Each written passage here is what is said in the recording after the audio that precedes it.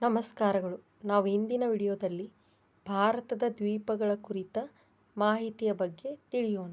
ಭಾರತದ ದ್ವೀಪಗಳು. ಭಾರತವು ಭೂಖಂಡದ ಜೊತೆಗೆ ಹಲವು ಸುಂದರ ದ್ವೀಪಗಳನ್ನು ಹೊಂದಿದೆ. ಇವುಗಳನ್ನು ಮುಖ್ಯವಾಗಿ ಎರಡು ಪ್ರಮುಖ ಗುಂಪುಗಳಾಗಿ ವಿಂಗಡಿಸಬಹುದು: ಅಂಡಮಾನ್ ಮತ್ತು ನಿಕೋಬಾರ್ ದ್ವೀಪಗಳು, ಲಕ್ಷದ್ವೀಪಗಳು. ಅಂಡಮಾನ್ ಮತ್ತು ನಿಕೋಬಾರ್ ದ್ವೀಪಗಳು. ಅಂಡಮಾನ್ ಮತ್ತು ನಿಕೋಬಾರ್ ದ್ವೀಪಗಳು ಭಾರತಕ್ಕೆ ಸೇರಿದ ಒಂದು ಪ್ರಮುಖ ಕೇಂದ್ರಾಡಳಿತ ಪ್ರದೇಶವಾಗಿದೆ.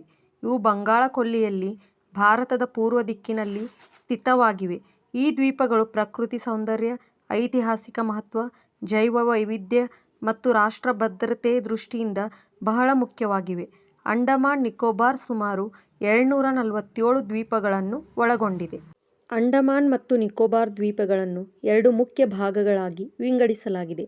ಉತ್ತರ ಭಾಗವನ್ನು ಅಂಡಮಾನ್ ದ್ವೀಪಗಳು ಎಂದು, ದಕ್ಷಿಣ ಭಾಗವನ್ನು ನಿಕೋಬಾರ್ ದ್ವೀಪಗಳು ಎಂದು ಕರೆಯಲಾಗುತ್ತದೆ. ಈ ಕೇಂದ್ರಾಡಳಿತ ಪ್ರದೇಶದ ರಾಜಧಾನಿ ಪೋರ್ಟ್ ಬ್ಲೇರ್ ಆಗಿದೆ. ಇಲ್ಲಿ ಲೆಫ್ಟಿನೆಂಟ್ ಗವರ್ನರ್ ಆಡಳಿತ ನಡೆಸುತ್ತಾರೆ. ಈ ದ್ವೀಪಗಳ ಹವಾಮಾನ ಉಷ್ಣವಲಯದ್ದಾಗಿದ್ದು, ವರ್ಷಪೂರ್ತಿ ಮಳೆ ಮತ್ತು ತಾಪಮಾನ ಹೆಚ್ಚಾಗಿರುತ್ತದೆ. ದಟ್ಟ ಸದಾಕಾಲ ಹಸಿರು ಅರಣ್ಯಗಳು ಇಲ್ಲಿ ಕಾಣಿಸಿಕೊಳ್ಳುತ್ತವೆ.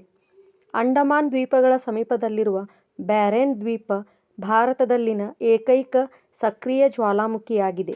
2004ರ ಸುನಾಮಿಯಿಂದ ಈ ದ್ವೀಪಗಳು ಗಂಭೀರವಾಗಿ ಪ್ರಭಾವಿತರಾಗಿದ್ದವು.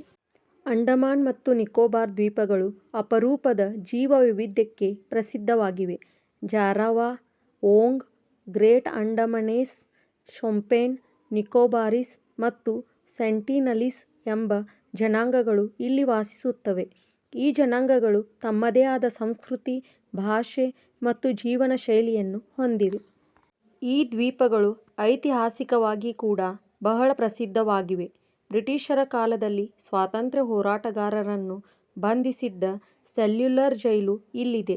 1943ರಲ್ಲಿ ನೇತಾಜಿ ಸುಭಾಷ್ ಚಂದ್ರ ಬೋಸ್ ಅವರು ಇಲ್ಲಿ ತ್ರಿವರ್ಣ ಧ್ವಜವನ್ನು ಹಾರಿಸಿದ್ದು ಭಾರತದ ಸ್ವಾತಂತ್ರ್ಯ ಹೋರಾಟದಲ್ಲಿ ಮಹತ್ವದ ಘಟನೆಯಾಗಿದೆ.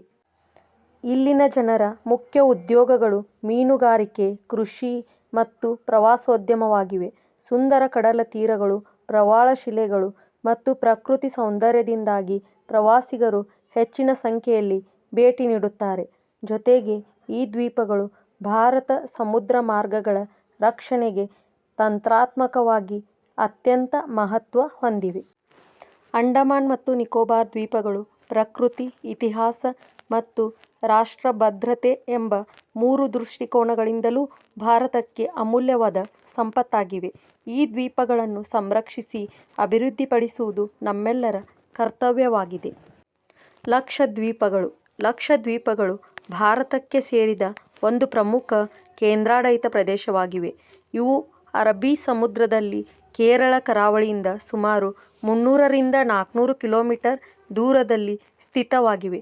ಪ್ರಕೃತಿ ಸೌಂದರ್ಯ, ಪ್ರವಾಳ ದ್ವೀಪಗಳು ಮತ್ತು ಶಾಂತ ಸಮುದ್ರದ ವಾತಾವರಣಕ್ಕಾಗಿ ಲಕ್ಷದ್ವೀಪಗಳು ಪ್ರಸಿದ್ಧವಾಗಿವೆ. ಲಕ್ಷದ್ವೀಪಗಳಲ್ಲಿ ಒಟ್ಟು ಸುಮಾರು 36 ದ್ವೀಪಗಳು ಇವೆ. ಅವುಗಳಲ್ಲಿ ಕೆಲವು ಮಾತ್ರ ವಾಸಯೋಗ್ಯವಾಗಿವೆ. ಈ ಕೇಂದ್ರಾಡಳಿತ ಪ್ರದೇಶದ ರಾಜಧಾನಿ ಕವರತ್ತಿ ಆಗಿದೆ. ಲಕ್ಷದ್ವೀಪಗಳು ಭಾರತದಲ್ಲಿನ ಅತಿ ಚಿಕ್ಕ ಕೇಂದ್ರಾಡಳಿತ ಪ್ರದೇಶವೆಂದು ಪ್ರಸಿದ್ಧವಾಗಿವೆ. ಲಕ್ಷದ್ವೀಪಗಳ ಹವಾಮಾನ ಉಷ್ಣವಲಯದ್ದಾಗಿದ್ದು, ವರ್ಷಪೂರ್ತಿ ತಾಪಮಾನ ಮತ್ತು ಮಳೆ ಇರುತ್ತದೆ. ಇಲ್ಲಿ ಹೆಚ್ಚಿನ ದ್ವೀಪಗಳು ಪ್ರವಾಳ ದ್ವೀಪಗಳು ಆಗಿದ್ದು, ಸ್ವಚ್ಛ ನೀಲಿ ಸಮುದ್ರ, ಸುಂದರ ಕಡಲತೀರಗಳು ಮತ್ತು ಸಮೃದ್ಧ ಸಮುದ್ರ ಜೀವ ವೈವಿಧ್ಯವನ್ನು ಹೊಂದಿವೆ. ಲಕ್ಷದ್ವೀಪಗಳ ಜನಜೀವನ ಸರಳ ಮತ್ತು ಶಾಂತವಾಗಿದೆ. ಇಲ್ಲಿ ವಾಸಿಸುವ ಜನರು ಮುಖ್ಯವಾಗಿ ಇಸ್ಲಾಂ ಧರ್ಮವನ್ನು ಅನುಸರಿಸುತ್ತಾರೆ. ಜನರ ಪ್ರಮುಖ ಉದ್ಯೋಗ ಮೀನುಗಾರಿಕೆ, ತೆಂಗಿನಕಾಯಿ ಬೆಳೆ ಮತ್ತು ಕೈಗಾರಿಕಾ ಹಸ್ತಶಿಲ್ಪಗಳಾಗಿವೆ. ಸಮುದ್ರದೊಂದಿಗೆ ನಿಕಟ ಸಂಬಂಧ ಹೊಂದಿರುವ ಜೀವನ ಶೈಲಿ ಇಲ್ಲಿನ ವಿಶೇಷತೆ. ಲಕ್ಷದ್ವೀಪಗಳು ಸಮುದ್ರ ಜೀವ ವೈವಿಧ್ಯತೆಯಿಂದ ಸಮೃದ್ಧವಾಗಿವೆ. ವಿವಿಧ ಬಗೆಯ ಮೀನುಗಳು, ಹವಳಗಳು ಮತ್ತು ಸಮುದ್ರ ಸಸ್ಯಗಳು ಇಲ್ಲಿ ಕಂಡುಬರುತ್ತವೆ. ಈ ದ್ವೀಪಗಳ ಪರಿಸರವನ್ನು ರಕ್ಷಿಸುವುದು ಅತ್ಯಂತ ಅಗತ್ಯವಾಗಿದ್ದು, ಸರ್ಕಾರ ಹಾಗೂ ಸ್ಥಳೀಯರು ಸಂರಕ್ಷಣೆಗೆ ಹೆಚ್ಚಿನ ಗಮನ ಹರಿಸುತ್ತಿದ್ದಾರೆ. ಲಕ್ಷದ್ವೀಪಗಳು ಪ್ರಕೃತಿ ಸೌಂದರ್ಯ, ಸಂಸ್ಕೃತಿ ಮತ್ತು ಭೌಗೋಳಿಕ ಮಹತ್ವದಿಂದ ಕೂಡಿದ ಭಾರತದ ಅಮೂಲ್ಯ ದ್ವೀಪ ಸಮೂಹಗಳಾಗಿವೆ. ಇವುಗಳನ್ನು ಸಂರಕ್ಷಿಸಿ ಮುಂದಿನ ಪೀಳಿಗೆಗೆ ಉಳಿಸುವುದು ನಮ್ಮೆಲ್ಲರ ಜವಾಬ್ದಾರಿಯಾಗಿದೆ. ಭಾರತದ ದ್ವೀಪಗಳ ಮಹತ್ವ. ಭೌಗೋಳಿಕ ಮಹತ್ವ. ದೇಶದ ಸಮುದ್ರ ತೀರವನ್ನು ವಿಸ್ತರಿಸುತ್ತದೆ. ನೌಕಾಪಡೆ ಮತ್ತು ಸಾಗಣೆ ಬಲಪಡಿಸುತ್ತದೆ. ಆರ್ಥಿಕ ಮಹತ್ವ. ಮೀನುಗಾರಿಕೆ, ಪ್ರವಾಸೋದ್ಯಮ ಮತ್ತು ನೈಸರ್ಗಿಕ ಸಂಪತ್ತು ಮುಖ್ಯ. ದ್ವೀಪಗಳ ಪ್ರವಾಸೋದ್ಯಮ ದೇಶದ ಆರ್ಥಿಕತೆಗೆ ಕೊಡುಗೆ ನೀಡುತ್ತದೆ. ರಕ್ಷಣಾ ಮಹತ್ವ. ನೌಕಾಪಡೆ ಮತ್ತು ತೀರ ರಕ್ಷಣೆಗೆ ಪ್ರಮುಖ ಸ್ಥಳಗಳು. ದೇಶೀಯ ಸುರಕ್ಷತೆಗೆ ಸಹಾಯಕ. ಸಾಂಸ್ಕೃತಿಕ ಮತ್ತು ಪ್ರವಾಸೋದ್ಯಮ ಮಹತ್ವ. ಪ್ರವಾಸಿಗರಿಗೆ ಆಕರ್ಷಕ ಸ್ಥಳಗಳು. ನೈಸರ್ಗಿಕ ಸೌಂದರ್ಯ ಮತ್ತು ವೈವಿಧ್ಯತೆಯನ್ನು ಒದಗಿಸುತ್ತದೆ. ಜೈವ ವೈವಿಧ್ಯತೆಯ ಮಹತ್ವ. ವಿಭಿನ್ನ ಜೀವ ಸಂಪತ್ತು, ಪಕ್ಷಿಗಳು ಮತ್ತು ಸಸ್ಯಗಳು ಕಾಣಿಸಿಕೊಳ್ಳುತ್ತವೆ. ಭಾರತದ ದ್ವೀಪಗಳು ದೇಶದ ಅಭಿವೃದ್ಧಿ, ಸುರಕ್ಷತೆ ಮತ್ತು ಸೌಂದರ್ಯಕ್ಕೆ ಬಹುಮುಖ್ಯವಾದ ಸಂಪತ್ತು ಎಂದು ಹೇಳಬಹುದು.